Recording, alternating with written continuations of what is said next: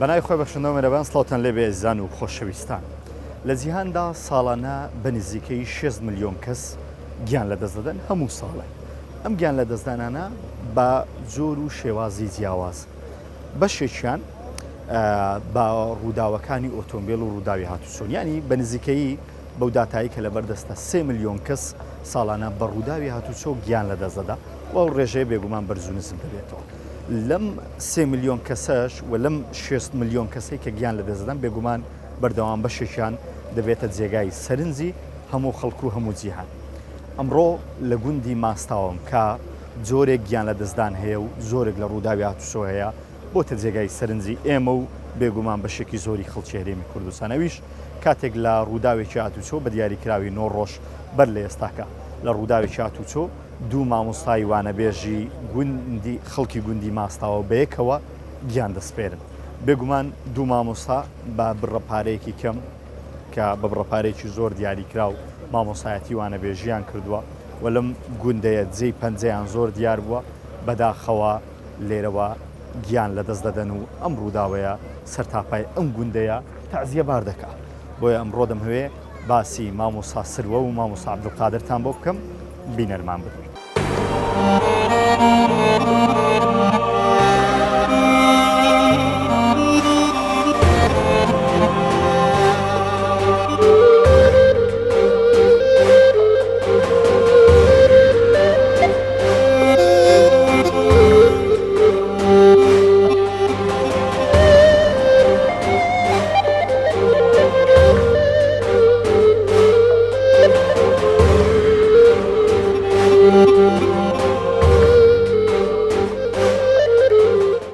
قوتابخانەی ماستاوەی بنەڕەتی تێکەڵاو ئەو قوتابخانەیە بووە کە ئەو دوو مامۆستا جوانە مەرگەیە تێیدا بەردەوام کاتەکانیان تێدا سرف کردو و لێرەوە ڕۆژانە چوونەتە نێو قوتابخانە وانەکانیان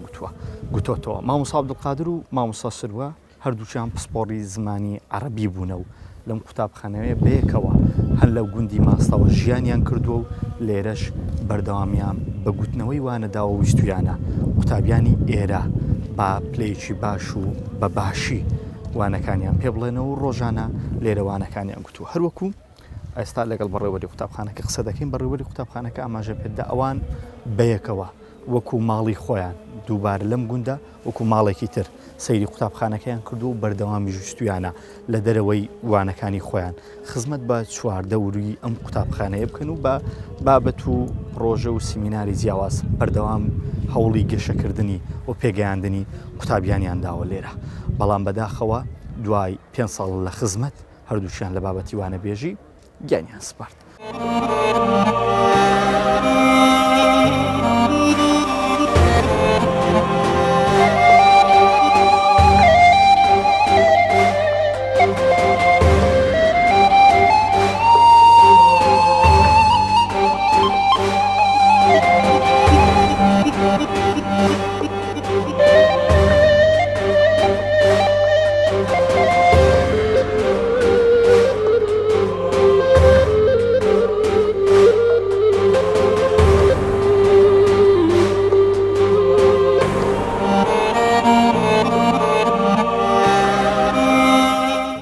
لەگەڵ مامۆستا سعدیەم کە بەڕێوەبەری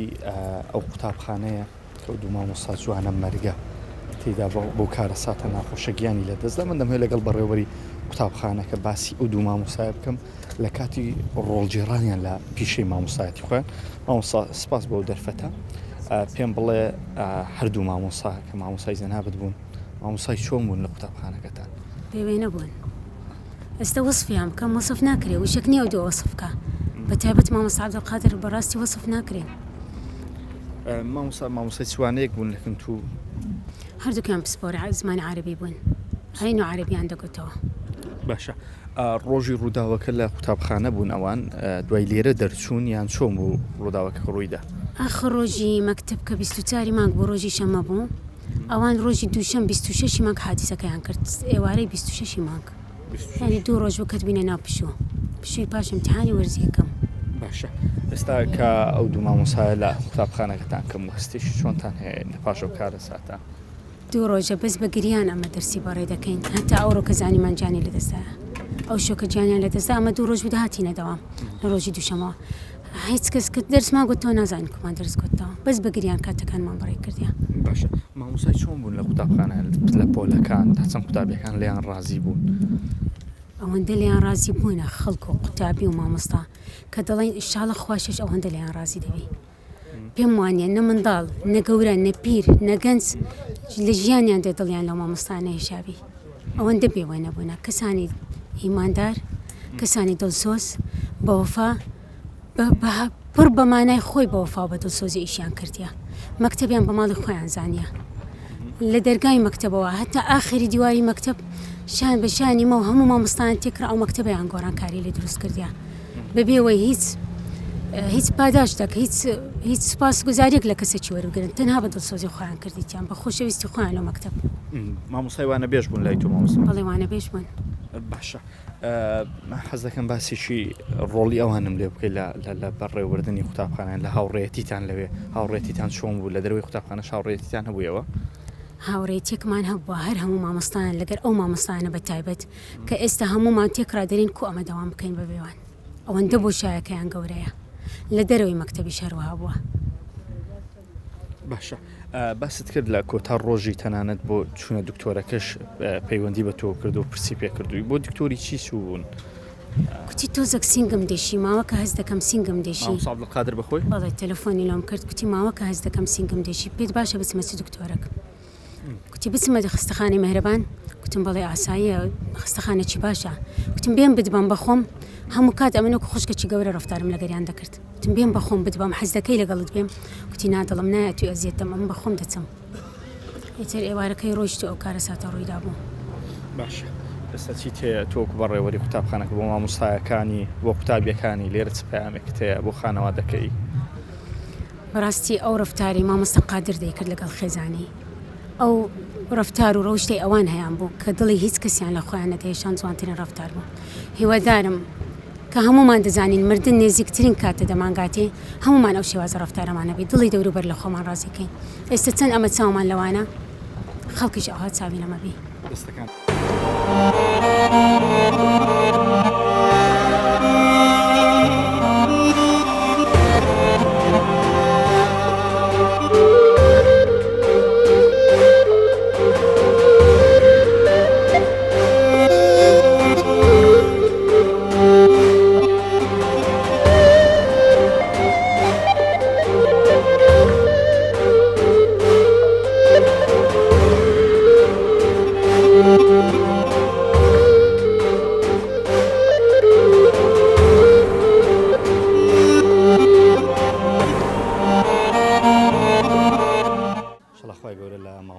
قادری خۆشە بێ و لە مامۆستا سروش خۆشە بێ بە بەهەشتی بەرینی شاد کردیە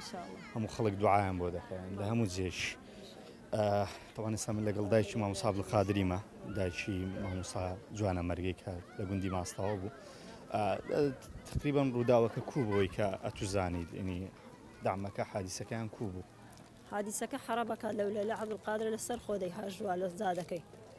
ئەوانیش ناو سەیارەی بوو ئەوانیش ناو سەیارەی بوون دەهاتنەوە لە خستەخانەی لە دکتۆری چوو بە خستەخانەی نەخۆش بوو مامۆستا عەبدولقادر نەخۆش بوو چی بوو مامۆستا عەبدولقادر هەندێک سینجی تەشەنوزاتی کردبوو چوو دوایش وەڵامی دامەوە لە تەلەفۆنی گوتی دا هیچ نەبوو بەسیط بوو گوتی التیابات شتیوام نەبوو قەت قیچێک تەشەنوزات و عیلاج وەرگرتیە لە خستەخانەی میهرەبان و گەڕاوە ینی ئەو هەتا لە خستەخانەش تو پەیوەندی لەگا بوو تەلەفۆن حتا سارێکێک پێشتر پەیوەندیمان لەگەر هەبوو هەر هەمومان باشە مامۆستا عەبدولقادر لە ڕۆژانە ئەستوبی کوو بوو کوڕەکی چۆن بوو تا چەنە تو لێ ڕازی بووی چی دایکی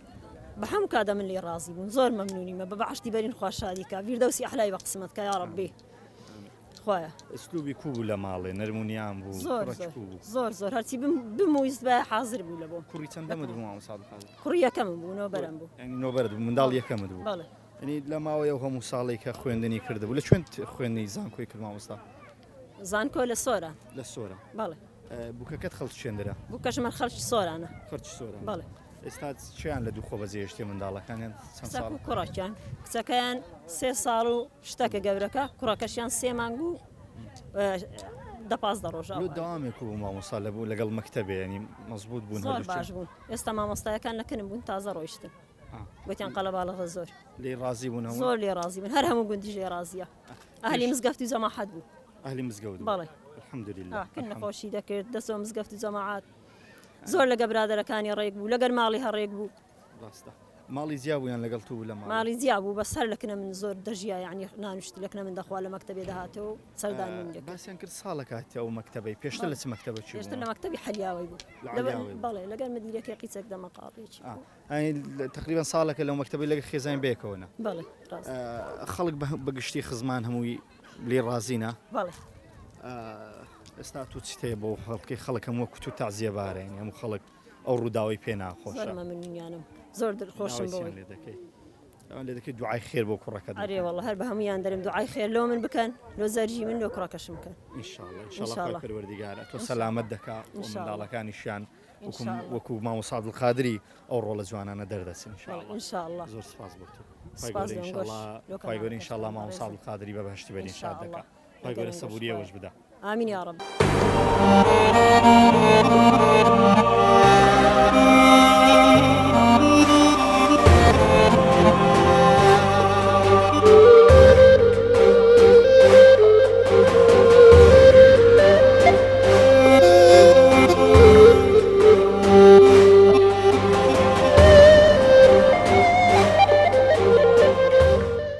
مامۆستا عەبدولقادر پێم وابێ هاوتەمەنی تۆ تقریبا لەگەڵم گۆ بە عام ئوسلوبی ڕۆژانەی مامۆستا عەبدولقادر کەسێکی چۆن والله سپاس بخوای گەورە تا ئێستا هیچ کەسێک یانەوە نەبوو ئەبرێ لی وەرزبی یان دری عاجزبی لەگە هەموو کەسش دەخوای گەورە بە زیاد دری هەمان یەکیانێکە زۆر برادەر بوو تێکەراویمان هەبوو کە ئێستاش کۆچی دوای کرێ بەخوای باوەڕ ناکەم ئەوشتە ڕووداوی نا بەخوای باوەڕ ناکەم لە دەستمان داوی ئاوازوو باشە مامۆستا چەند ساڵە مامۆستایە تقریبا تقریبا 5 ساڵ مامۆستایە 5 ساڵ بەڵێ هەر لە گوندەکەی خا لە گوندەکەی خۆوان مامۆستایە بەرێ خۆ خێزانەکەی خەڵکی گوند تا چەند لێ ڕازینە خەڵکی گوند 100% ڕازی بووە یعنی هەموو خەڵکی گوند ڕشپۆشاوشۆ ئەبوونی کۆچی دوای مامۆستا قادری و هاوسەرەکەی باش ئەو حادیسەیە ئەوەی کە ئەنگۆ زانیاریتان هەبێت چێ خەتابار بووە کوو بووە حادیسەکە بە قورعانە من لێکوان نەبیم بخۆرە شەقڵاو دانیشت مشکاورە گوتی مشکاو گوتە فێنەوە کردم گوتیان ڕوود سەر ڕووداوەکەی بۆچی هاتم لە خەستخانەی بوو چوومە سەرش نیانش ببینم چەند ڕۆژان لە خستخانەیمانەوە تقریبا 9 ڕۆژان لە خەستخانەمانەوە مامۆستا عەبدولقادر لەگەڵ برادەرەکانی چۆن بوو لەگەڵ مزگەوتێ چۆن بوو هەلی مزگەوت بوو خوای پێنج فەرزە لە مزگەفتی بووە یعنی حسنا بە تەلەفۆن دەکرد تەلەفۆنێک لۆنیان مزگەفتی تەلەفۆنێک هەمووی خردەکردنەوە بە جەماعەتیش پێ دەکردن بەری ئەنی کوڕێک بووە لایەنی دینی زۆر باش بووە ئارێ وەڵی لای دینی زۆر یعنی تێکارەکە دینی هەبوو سبەی ناو نێڕوانە ینی ئەوەی فەرق و جیازی نەبوو ئیوی هەر مەلا بانج دەبیان پێش مەلای دەهات دەستنێژی خۆی دەشت و بانج خۆیدا چ شتێکی مامۆستا عەبدولقادر بەڕای توای کردێک خەڵک هەمووی دڵتەنگ بۆ بە کۆچی دواییەکە یعنی بەڕای جەنابەت بەڕای من ئەوەیەکە ئەنیۆ زۆر لە دینی بووە کە لا دینیشیان پێشکەوتێ شەکە لا دینی یعنی زۆر خەکە پێ تێکەچی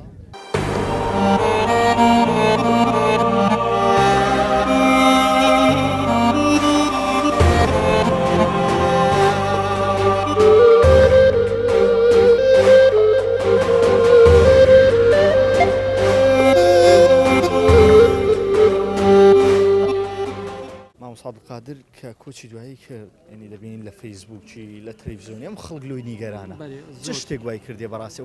ئەو کوڕە ببێ بیبینی خۆش بەدین بسرمان ئیسانەی دیندار ئیسانەی کراوە ڕووخۆش لەگەم خەرچی گوندی یانی خەرچی گوندی بە گەورە هەم خۆشیان دەویست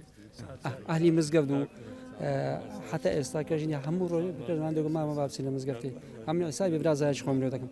چی تو بوو وەڵڵاهی جیرانمە بەزە من دەرێ برازامە زۆریشم خۆش دەویست بابی شێرەوە بابیشی پیاوەژی چاکە جیرانێکی زۆر ڕێک پێک جیرانێکی چاک ئیسانێکی باش ئیسانی بدین مەعەدە لەمە لەڕێ مزگەفتینە یعنی ئەو بە توی دەگۆرە بچنە مزگەوت بەرێ زۆر زابم بە پێشمان دەگو مامە بڕن لە مزگەوت دەمو با بڕن لە مزگەوت دەگو مامە بابچین دەمو بابچینەوە ئەهلی مزگەوت بووە بەرێ ئەهلی مزگەوت بوو مامۆستای مەدرسەش بوو تەلەبەکانیش خۆشیان دەویست ڕێزی هەیە لە مامۆستا ئێستا چەندین مامۆستا ئەوڕۆکە لێرانە هەموو هاتبوونە تازێک لە تازێک لە پرسەکەی دانیشت بوو بەڕای تو ئەو دینداریەتی ئەو بۆ خوایەتی کە خەڵک هەمووی دڵتەنگە بەرێ بەعام خەرچی گوندی ئەوەی یەک سعات دیتبی بەڕاستی من تاسیرە بەڕاستی لە بۆ ئەو گەنجە جوانەی ئەو بە تایبەت بەخۆی و خێزانە بەرێ زۆر ئینسانێکی ڕێک و پێک ئینسانێکی چاک ئینسانێکی یعنی کراوە بۆ ڕووخۆش بوو لەگە خەرچی هەموو کەس خۆشی دەویست بەرێ باشە لێرەوە چیت هەیە بۆ گەنجانێک کە ئێستا بوون والله لەخوای گەورە بیر لە مردن ناکەن. لەخوای گەورە بەری حەزم لە یەکەمی زەبزانم چیت هەیە بۆ گەنجانێک کە ئێستا ینی ڕۆژێک لە ڕۆژان بیریان لە مردن نەکردیت. بەری والله لەخوا داوا دەکەم خوا هیدایەتی ئەو گەنجان کە ڕویان لە دینیە بگەڕنەوە سەرڕێی دینی خوا لای خوای بگرن چاو لەو گەنجە بەڕێزە بکەن ئەهلی مزگەفت و تەقوا بن ڕوو لە دین بکەن کە خەری خۆشیان بێ هەر کەسێک خەری خۆش بێ خوش خۆشی دوێ خەرج خۆش بێ. چیت هەیە بۆ خەڵک کە ئەمڕۆ هەمووی تازە والله هەست و سپاسم بۆ هەموو خەرچی ئەوەی کە لەو تازێ بەبەشدار بووە لە هەر جێگای کاتیا خوا خێرام خوا ئەزیری پاداشیان بداتەوە خوا بکاتە ئەوەک لە بۆ قیامەت خوای گەورە لە هەموو لای خۆش بی لە جەمیعی مردی هەموو مسلمان خۆش بی خوای گەورە سەبر و ئارامی بە داکوبای بە کەس کاری بەشتی بە هەموو لایەک بە خەرچی گوندیش.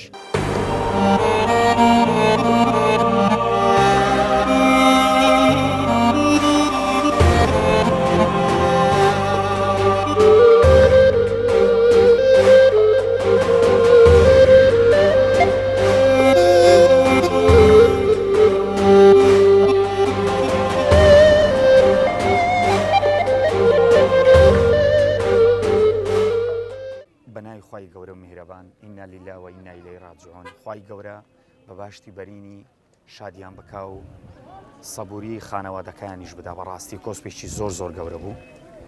مامۆستایانی وانەبێش هیچ ماف و ئیمتیازێتێکیان نییە لە ناو وەزارەتی پەروەردە زۆر بەداخەوە. بەڕاستی ئێستا کە ئەو دوو مامۆستا وانەبێژە هاوژینی یەکتر بوون کۆچی دواییان کردووە بە هۆی ڕووداوی هاتوچۆ. کاک عەبدولقادر خوا لێی خۆشبی 9 ڕۆژ لە خەستەخانە ماوە بێهۆش بوو. مامۆستا سروە 10 ڕۆژ ماوە دواتر هۆردیشان ژیانیان لەدەستدا. خوای گەورە بە بەهەشتی بەرینی خۆیان شاد بکە. دوو مناڵی بچووکیان لە دوای خۆیان دابەجێشتووە کوڕ و کچێک. کچەکەیان تەمەنی 4 ساڵە مناڵەکەش تەمەنی 4 مانگە. هەنی ئێستا داهاتوی ئەو منداڵانە چ لێ دێ هەریز نەبە ئەوانە ئەگە میلاکبانە دامەزراوبانە بۆیان حەساب دەبوو. بەڵام بەداخەوە مامۆستایانی وانەبێژ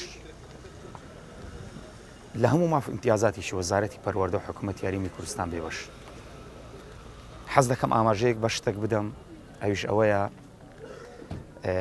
بەڕێز وەزیری پەروەردە لە کاتی ئاگاداری ئەو ڕووداوە بوو ڕاستەوخۆ هاتە سەرهێڵ سەردانی نەخۆشخانەی کرد. ئەوەی لە توانایدا هەبوو ئەنجامیدا هاوکاری ئەو دوو مامۆستا بەڕێزەشی کرد. وەزیری تەندروستیشی لێ ئاگادار کردەوە مە زۆر سوپاسی دەکەن لێرە. بەڵام بەڕاستی ئەو